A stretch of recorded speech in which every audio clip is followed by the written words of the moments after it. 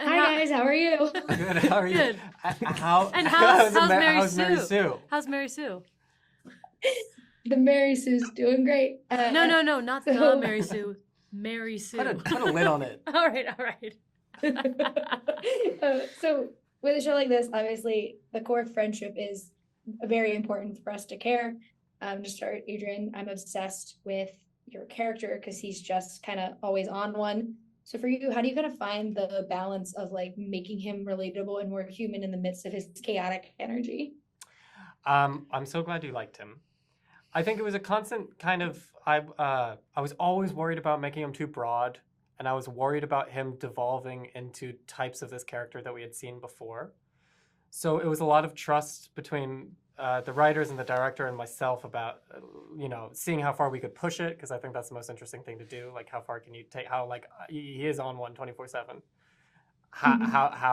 So I think it was just about if I always knew what was guiding him, and if I always was present with the people in the scene, then it was just about always fine-tuning how big, how small can we make the comedy and his energy. And he was very tiring to play, but it was a lot of fun. He's so bouncy. He really is. And Jaden, I love Mickey. I'm a hard-holding member of the Dead Dad Club. So the minute this started, I was like, great, I found people I can relate to. But like Mickey tries to kind of just like move on from the traumas in his life in a way that is relatable but also detrimental at the same time. What was for you the most fun about kind of getting to dig into a character like that who hides a lot of how he's feeling until he kind of lashes out?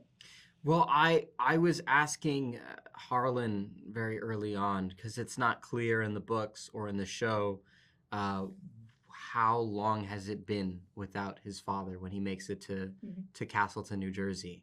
And I think the number that everyone agreed on was 3 months. That it had been 3 months since the accident.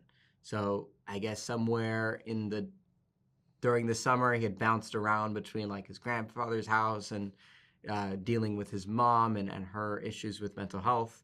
And it's been maybe a few weeks that he's been settled down in Aunt Shira's house. And it to me, it felt like 3 months is such a long time, but it still feels raw. It still feels open, like he hasn't thought about it yet. He's just kept it on the back burner and he's tried to ignore it. And that's kind of how I try to approach the whole issue. He's not even thought about it. It's in his mind, but he hasn't thought about it until these two incredible people in his life come to help him out and get his mind through it. And that's what ultimately lets him devolve over his trauma. Yeah, and Abby, I love seeing theater kids thriving. It makes me very happy as a theater kid myself. But when you are approaching a character for television is very different than I think how you would for a theater production or anything really. How was it to kind of dive into the TV world with a character that is so kind of like in her own weirdness? Like she is proud of being weird, but like the world around her constantly wants to make fun of her for it. How did you kind of like navigate that from your theater background? I think ultimately the way you approach a lot of the homework is very similar. I think it's really the day-to-day interactions that make theater and film so different. And theater is incredible and very much dear to my heart. But I also love exploring in this medium because you can make mistakes and go again, which is something you can't do in theater. You can be like, hold the play, everyone stop. I need to take it back one more time. Yeah, take it back just to the top of the scene.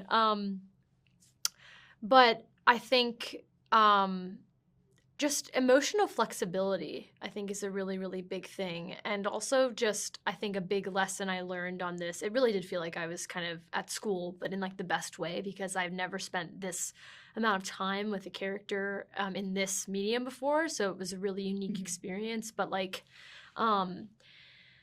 just kind of going, how do I work? What do I need? What do I not need? And like, how much bandwidth can I give to this person while also trusting that it's there? I think, as they say on film, like less is oftentimes so much more. and just kind of trusting yourself and letting it flow out of you, and knowing that you did the work, knowing that you know, have rounded this character while also kind of like getting scrappy and down with it with the people in the scene with you. Adrian also comes from theater, so he knows what I'm talking about too. And I disagree I with love everything theater. he said.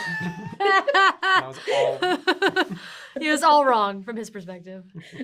Oh, I love it. I love theater kids. We're the best. Yeah. Thank you guys so much I for talking suck. with me today. No, Jaden, you're great. You just need to get into theater. Yeah. Thank you guys so much for talking with me today. I love how this show feels like serious goosebumps. It made me so happy. So thank you so much, and I can't wait for people to get to see it. Thank you. Thanks Thank so you. much. Thank you. Awesome. Thank you. Have a great one. You too.